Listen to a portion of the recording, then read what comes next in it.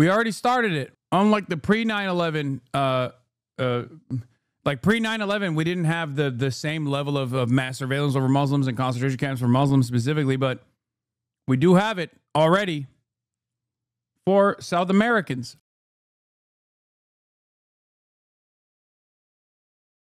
Anyway, let's get to in Latin America. Now, the U.S. is upping its number of service members in the fight against what the White House is calling narco-terrorism there. You see that blast over the water. This comes on the same day the Defense Department says it carried out another strike on a boat 6. Watch. It's right there. This brings, by the way, as we look at this unclassified video, that explosion there in the water and then the aftermath, the total number of strikes on alleged drug boats to 10. So let's talk to CBS News national security correspondent Charlie D'Agata. Charlie, you said, as did Pete Hegseth, that we could see these once a day. What are the details from the Pentagon on stepping up their presence by today? You know, Reed, this is huge. This is a really, really big announcement that the Pentagon made just a few minutes ago. It came from Chief Spokesman Sean Parnell. It says he's moving the world's largest aircraft carrier, in fact, the world's largest ship, and it's a carrier strike group, so there'll be a number of destroyers that will be headed to that region. It's just announced it's going to go from the Med to the Caribbean. But just look at the list that I've got here of the destroyers that are already there. You've got 1, 2, 3, 4 destroyers, a missile cruiser. For the chat asking, are we just bombing random ships? Yes. All of these images that we're showing on television are just random people being slaughtered on international waters off the coastline of Venezuela, off the coastline of Colombia, with zero repercussions. Yes, you are watching exactly American excellence. A guided missile cruiser. Sorry, we got the amphibious that you and I spoke about before with the Marines on board. 2 amphibious transport dock ships. So I'm on to the Navy trying to get an idea of whether or not they're going to bulk that up or whether they're going to be rotating some of those destroyers out with the idea that the Ford goes in there. But we have to frame this. This is putting a carrier into that neighborhood, that area of responsibility, with against the stated mission, which is drug interdiction, is absolutely unheard of, aside from unprecedented. I can't remember the last time a carrier was in that region for any good reason other than sort of transporting in or out of it. So this is a major step, and you know, my good friend David Martin. There are regions where these things happen all the time with regular frequency, even though we have no business being there either. That is, of course, the Middle East. I think we're moving into the next phase of American, where we are going to treat the demographic and ethnic makeup of Latin America, black and brown people, Latino people broadly, as the next Muslims post 9/11. We already started it. Unlike the pre 9/11, like pre 9/11, we didn't have the same level of mass surveillance over Muslims and concentration camps for Muslims specifically, but we do have it already for South Americans, ICE facilities. I think that's where we're headed. Who worked before me at this position, he said there's no flex like a carrier strike group. So that's what we're seeing here. So this, you know, it's hard to exaggerate what this means, certainly in terms of optics, but we really have to drill down as to what exactly the Pentagon and the Department of Defense or Department of War is planning in the weeks and months ahead. Well, we don't know how long it's going to take that carrier strike group to get there. And as I said, there are 8, 9 warships, including a attack submarine, F-35s in that region already, Puerto Rico. So we're talking about a serious military flex.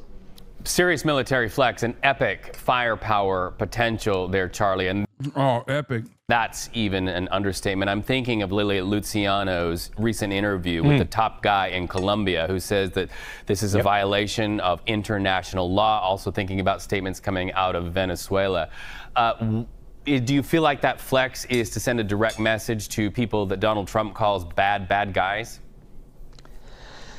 You know, Reed, this is war footing. You know, when you send a carrier strike group, they tend to be deployed in areas like CENTCOM, which we discussed.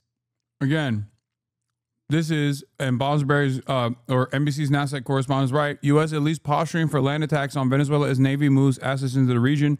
This week has been a big escalation. The most remarkable part about this is that there has not been any evidence for what they say beyond these edited videos. And I don't think people are aware of it. I don't think people are aware of it. That's what's so crazy. Like, people are just oblivious to what's going on. I talk about this every day, every goddamn day. Discuss all the time, right? That's the area that covers the Middle East. There's almost always a carrier strike group in Indo-PACOM, the Indo-Pacific region, because of China, and it's also a huge area to have responsibility for. So it's not just that you're sending a carrier strike group, but it's what comes with it. And there'll be F-18s on there. There's already F-35s, fighter jets. And as you mentioned, the latest strike, that happened, it was announced this morning from Defense Secretary Pete Hegseth, targeting Tren de Aragua individuals, suspected anyway, 6 male narco terrorists, according to the statement. And this is happening once or twice a day now. So, again, in my recent memory, I've never heard of a carrier strike group deployed in a drug interdiction mission. Enormous. And we thank you so much for breaking that news right here on CBS News 24/7. Charlie D'Agata, as always, good to see you. Breaking news now. The U.S. carried out another strike on an alleged drug smuggling boat overnight. The Pentagon says 6 people were. Colombian President Gustavo Petro spoke exclusively to Lilia Luciano about the strikes. Amid President Trump's fight against drug trafficking, it's a war of words that's been brewing with Colombian President Gustavo Petro. Are you ready to lower the rhetoric to perhaps find some diplomatic way of stopping these attacks? Lower the rhetoric. You have been insulted. Lower the rhetoric. Bro, what are we doing, man? What is this media doing? Lower the rhetoric. Is there a victim that the media won't blame? Hey, why don't you shut the up as Donald Trump actively decides to get your countrymen off of your coastline?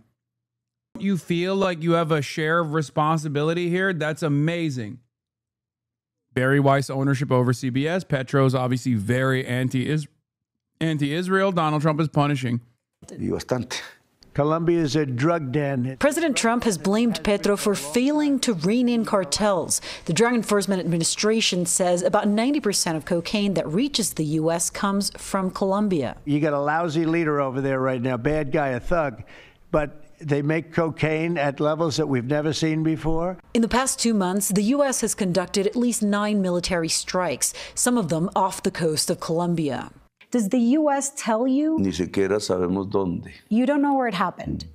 You don't know what kind of attacks these were. Do you know if they were drones or if it was aircraft? Nada, no sabemos si llevaban cocaína. The White House said the strikes were on terrorist organizations and that they happened in international waters. A ver. Crímenes de guerra. Launching missiles over 2 people in a small boat is a war crime, says Petro.